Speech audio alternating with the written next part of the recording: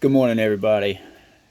It's a little bit chilly this morning, but I decided to sit outside to do this video this morning. It's just too nice, and it's my favorite time of the year. I love the fall. As you can see, I'm wearing my hoodie. Um, I woke up to about 50-degree weather this morning, and it's a little chilly, but I love it. Me and my dog Hunter just sitting outside enjoying morning the morning air and birds and stuff chirping around us. My family has a lot of birds and whatnot that fly around all day, every day, and it's just so nice to be able to hear all the sounds that you can hear in the country. Um, this morning, as I was actually like laying in bed, waking up, I slept in a little bit this morning, but I looked at the clock at one point and seen that the time was 10:13, and I started wondering, if that had any significance. And I know Romans 10:13. I know that verse very well. That came to mind, but that wasn't it. Um, I kept pondering on it. Kept questioning if it had any significance. Looking at that time and seeing it. And First Corinthians 10:13. It's for those that know that verse. As soon as I say it, that's a very strong verse. That's a very good verse for reassuring someone or even yourself.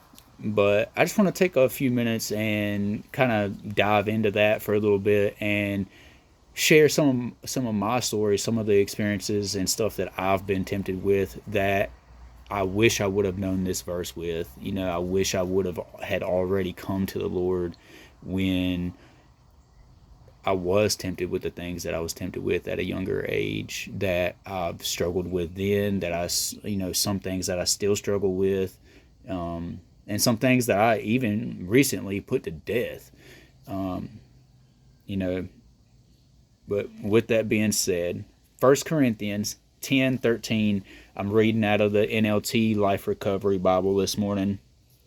But verse 13 in chapter 10 of First Corinthians says, "The temptations in your life are no different from what others experience. And God is faithful. He will not allow the temptation to be more than you can stand. When you are tempted, when you are tempted, He will show you a way out so that you can endure." For years, I was tempted with sexual immorality. For years, most of my life, sexual immorality has plagued my life in different forms. Um, I've I've done things that I'm not very proud of. Um, I was tempted with homosexual activity at a young age. I can remember even as a kid, um, you know, as I look back at my life, I can see that as a kid, I was tempted with things that I didn't even know what they really were. I didn't know the significance of it. I didn't know that it was sin, but as an adult, I struggled with porn. I've struggled with cussing and lying and stealing and laziness, and I've seen there's a saying that's been going around on Facebook and stuff for quite a while that talks about procrastination is not laziness. After years of struggle and suffering, you're just exhausted. And that does hold true to a certain extent, but there's a very fine line between procrastination and laziness, and there's a very fine line between it only being procrastination and that procrastination leading into being nothing but laziness. And as we all know, there's a lot of fine lines in life, but being lukewarm for Jesus is not that line to be on. you know it says that He will show us the way out so that we can endure. And I remember years ago being in prison. I read this verse in a different Bible that I had actually gotten for free and was gifted to me because I was in prison. I had read this verse in 1 Corinthians 10 and realized that the way out is prayer. And, I have people in my life right now that are currently struggling with depression. They want to give in. That's all they're like, oh, that's what the devil wants. He just wants me to give in. And that's not true. The devil is just tempting you because he knows that if he can tempt you and he can keep you from praying and keep you from talking to God, that you are going to give in, that you are not going to be able to resist him, just like it says to do in James 4:7. And the craziest thing about that is, I've still struggled with things. I've still struggled with temptation, and I haven't always prayed so that I could endure that temptation and come out victorious on the other side. And I want everybody to know that it's okay to struggle. It's okay to be tempted. Just because you're tempted does not mean that you've fallen into sin. Just because you're struggling does not mean that you're condemned and that you should be full of shame. And even if you do get to that point where you feel condemned, where you feel shame, Jesus has told us, neither do I condemn you. Go and sin no more.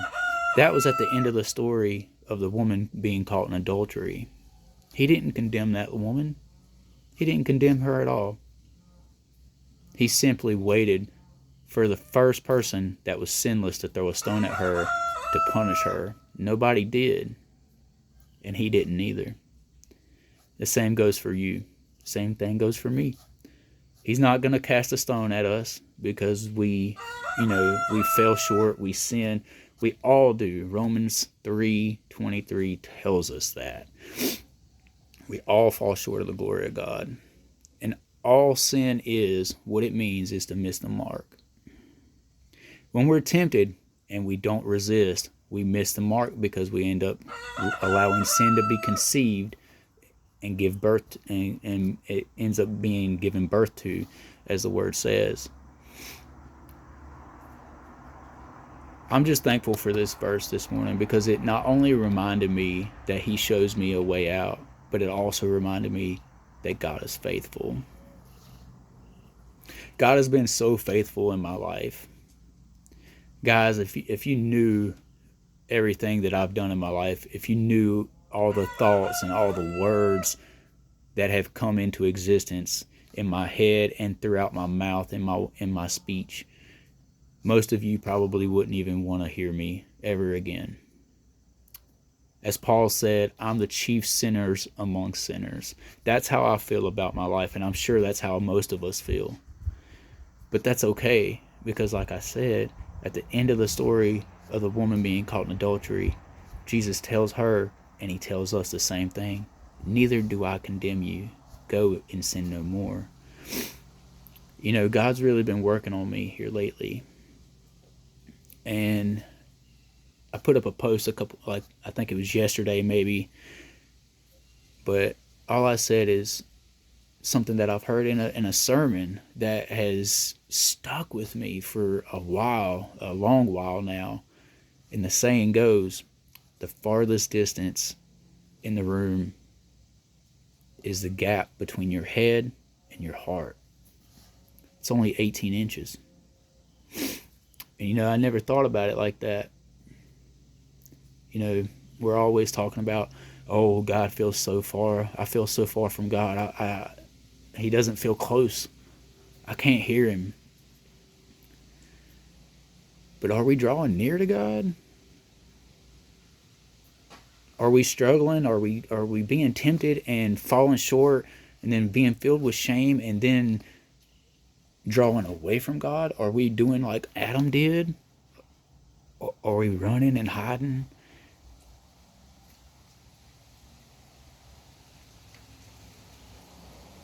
Guys, it's okay.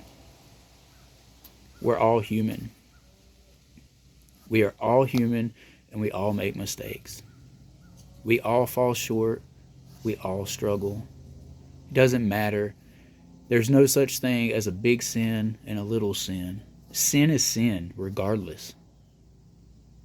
It doesn't matter how bad you've messed up. There's nothing that can separate you from the love of God. But just be reminded today with this verse, 1 Corinthians 10:13. Every time you're tempted, God gives you a way out, and that way out is prayer. But with that, also be reminded that God is faithful. He's never going to leave you nor forsake you. His word says so many times. 2 of Jeremiah 29:11 and Hebrews 13.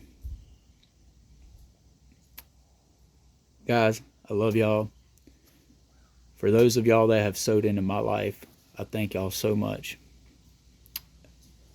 Y'all have no idea how much y'all mean to me.